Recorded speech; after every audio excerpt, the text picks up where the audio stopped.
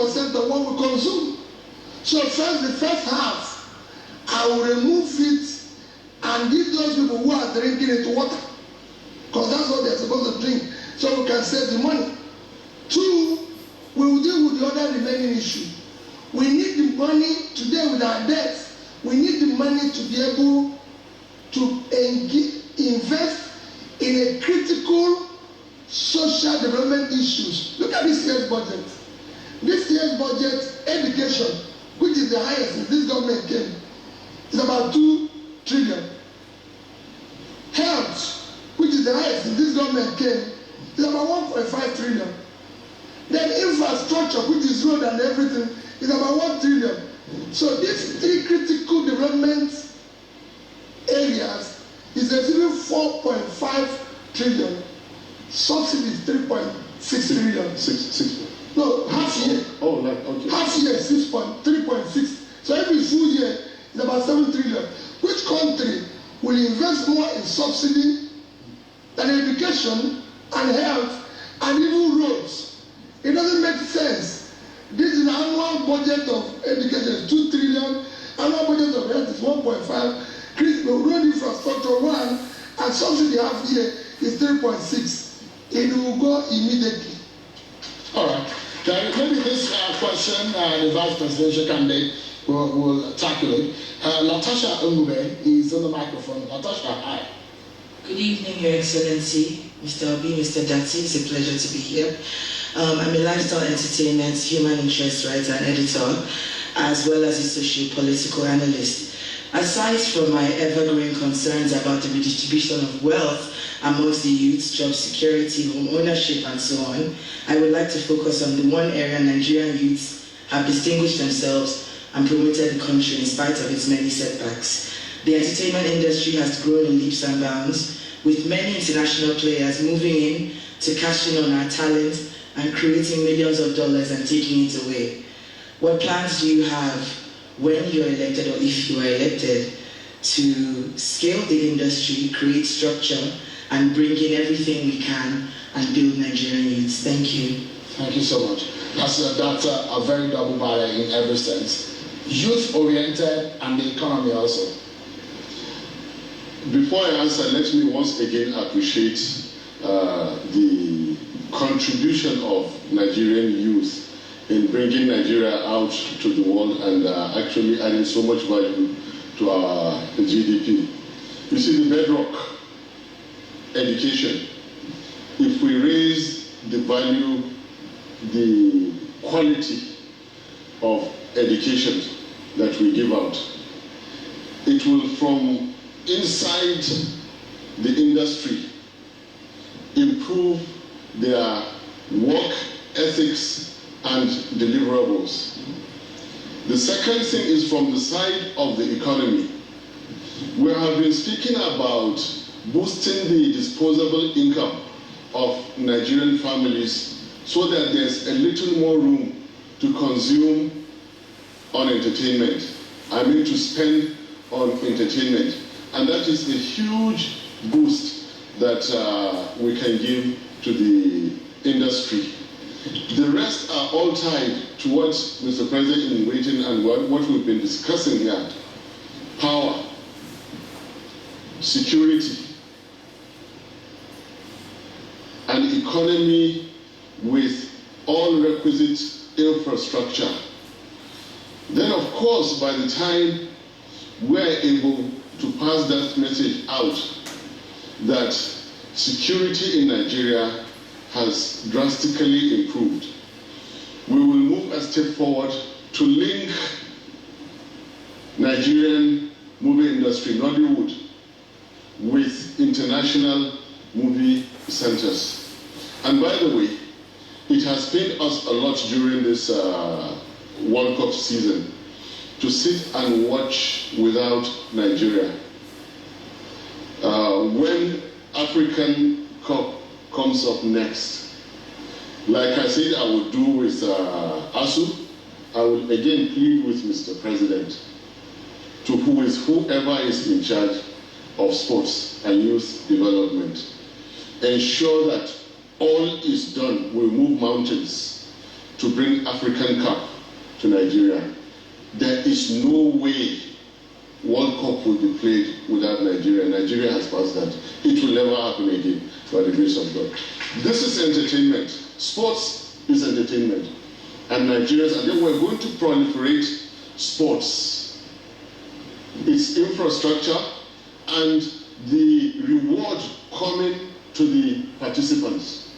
Never will the salaries or allowances of Nigerian players be delayed by 1 hour. We will be there to ensure they are compensated and compensated over their own compensation. Link them with industries and companies, raise their profile internationally. These are part of what we'll do. Please, if I can just revisit the last question. There is a variety of ways that Nigeria is being shortchanged from what Mr. President has called, the scam is a crime. Time will permit me to mention only two. You see, when there is a Ponzi scam like the subsidy, a very, very small group of super rich who do not consume Nigeria, they don't consume Nigerian food or anything that adds value or brings the money back. They only they exchange the money. By exchanging that money, they are depressing the Naira, which is a loss. And I have argued that any further depreciation in the Naira is a direct assault to our national security. Then it is depriving a key area like security. Just imagine injecting, for example, 6.3 trillion on security and not on a scam called subsidy. Just imagine what it will do. And whenever you speak about amounts, look at, for example, if you say 5 trillion is going to be spent under a system like ours, look at 5 trillion to be between 30 to 40 trillion. Because right now the 5 trillion spent is giving you only 15 to 20% at best of the value of services and products and works that you're getting. Once, like I said again, group, personal and political interests are removed, without increasing any amount, you have increased the value of what you are getting. So when you speak about 5 trillion now, you're speaking about 30 to 40 trillion during our own time. All right, let's wrap up quickly in just about 60 seconds on the economy, because we see our education, which I'm very, very passionate about. The issue of health is also there. And more importantly, women, the young people, and people living with disabilities, we must tackle those issues tonight. Quickly, Mr. Obi, if you want to touch on the issue of subsidy, what would you do with the money? Then also, if you become the next president, if you are elected in February, you will be inheriting a burden of about 77 trillion in debt. How will you resolve that? Two things. Let me go to the issue of subsidy again. We have Dangote refinery almost nearing completion. We will accelerate this completion.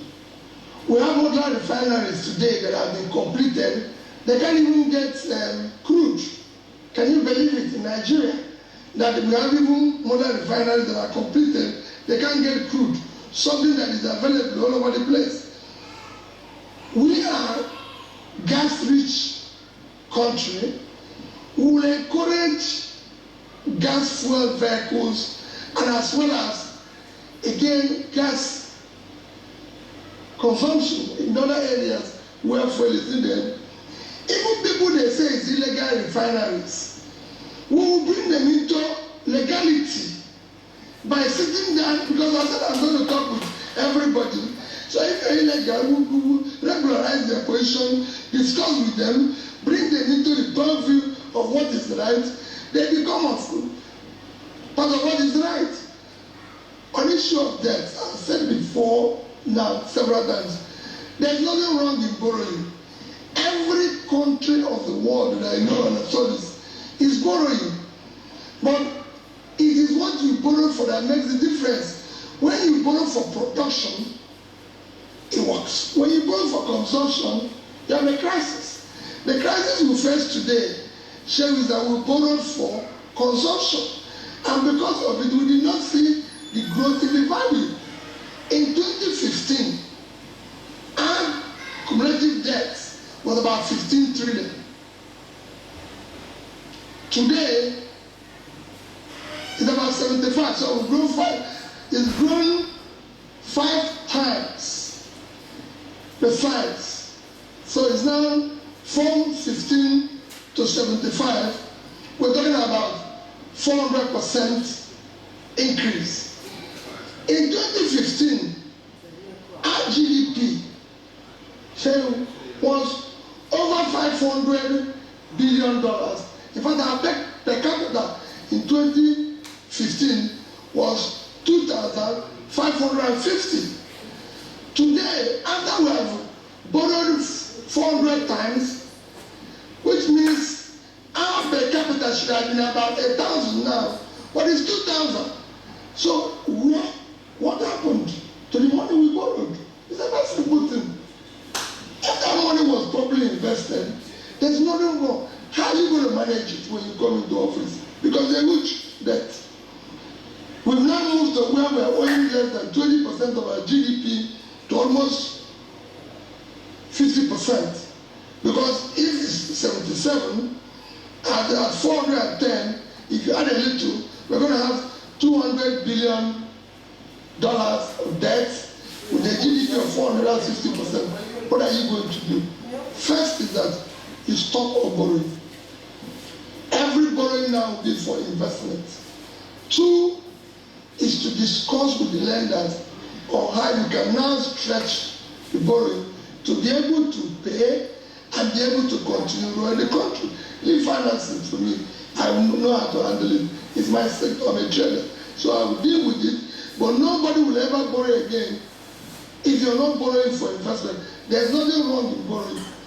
And we'll then start saving. You see, we're talking about, they have said it, every candidate has said, I'm stingy. They didn't know that investment and saving is development. That's how you develop.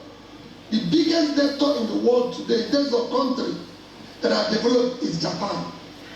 Japan is owing over 230% of their GDP. But Japan is the highest holder of US Treasury. Here is that what they borrow is consumed, nothing saved. So we entered one chance. Let's go to education, because this is another very important aspect. We have the representative of us. It's good to see you again. Please go ahead and introduce yourself. Thank you so much. I'm Ben Ugeoke representing ASU. You spoke about education receiving 8.2% of this year's budget as its funding.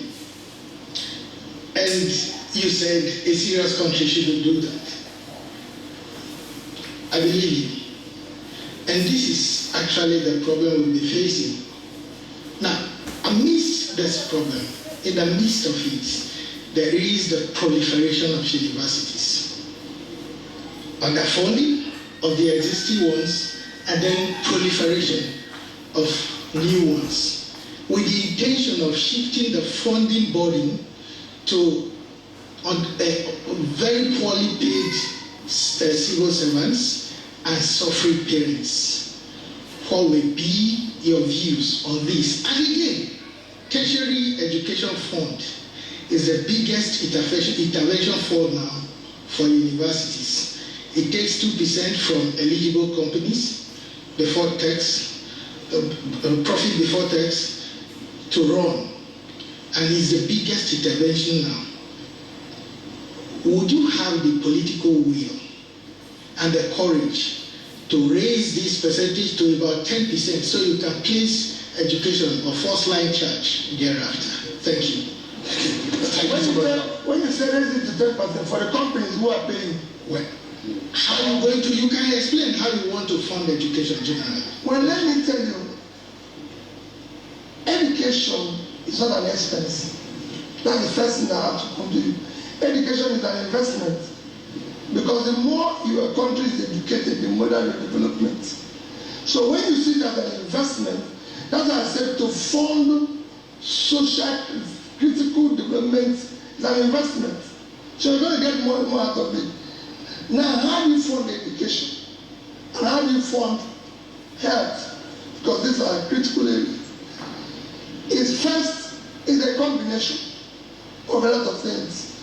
Our universities today is poorly funded, and just all the tertiary institutions is poorly funded. One is that you need to change the method of funding them. The country has to contribute. The companies you said will continue with the debt fund contribution, and then we'll do a combination of loan system to enable the students pay what is required. We're not going to burden their parents. Every other country that I know, even developing countries, have changed. We're going to learn, so it's going to be a combination of three ways in order to be able to fund tertiary institutions properly. And I assure you that we're going to do everything possible to get it. One, there will be no strike again. We are not going to close school for any reason, because at the tertiary level, while the global average is 38%, we are 9%. So we're not going to take chances.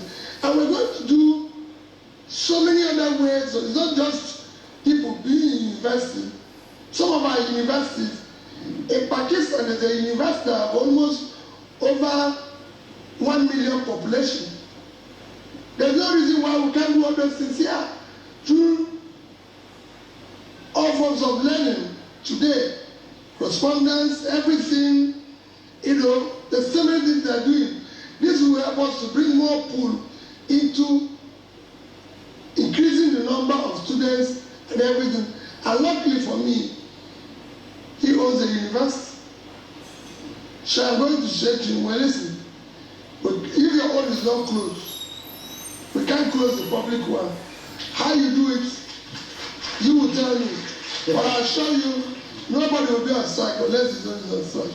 All right, let's listen to a medical doctor, because that's another issue right there that we need to tackle. Dr. Henry, it's good to see you. Good evening, Your Excellencies. Good evening, Nigerians. Henry Ewunon is my name. I speak for the Health Sector Reform Coalition. Your Excellencies, two things. One about your past and another in the future. For the future, Nigeria is still hovering around 5.3% annual health budget. 2023, 5.3%. Despite the fact that the Abuja Declaration of 2001 was hosted by Nigeria. How will you improve healthcare financing? Where will you get the money from? Related to that is access to health. Your party sent representatives to our UAC means Universal Health Coverage Day celebration. Two people came to represent you and your party, and they gave us their word about improving access so that Nigerians have health promptly when they need it without incurring financial hardship. Today, insurance coverage since 2005 is still less than 7%. What else are you going to do to improve this coverage? Finally, about something that happened in about 2013. Medical and health workers medical and health workers were on strike for 13 months in Anambra State while the superintendent has governed. People are finding it difficult to trust you again. What are you going to do to avoid that situation? And why would you have allowed health workers to go on strike? Be on strike for 13 months. Thank you. Thank you very much. That's a very, very good question. I thought you would have said what happened between me and them and how it ended. But let me explain it so that Nigerians will know. Good. They were not the only people who went on strike. The secondary teachers in NUT went on strike. for a long time too. When we came in, things were not working in the health sector. I didn't have one single school of nursing, school of midwifery, or health technology that was accredited. None of our hospitals, as you know, was accredited.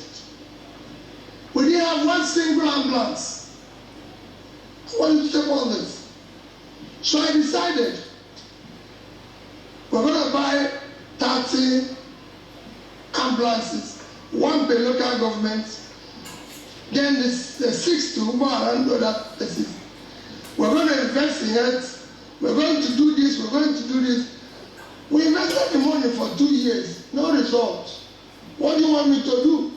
So I decided, okay, I'm going to partner, since I know as a young man, Iyenu, which is owned by the Church of Nigeria, produced the first midwife in Nigeria.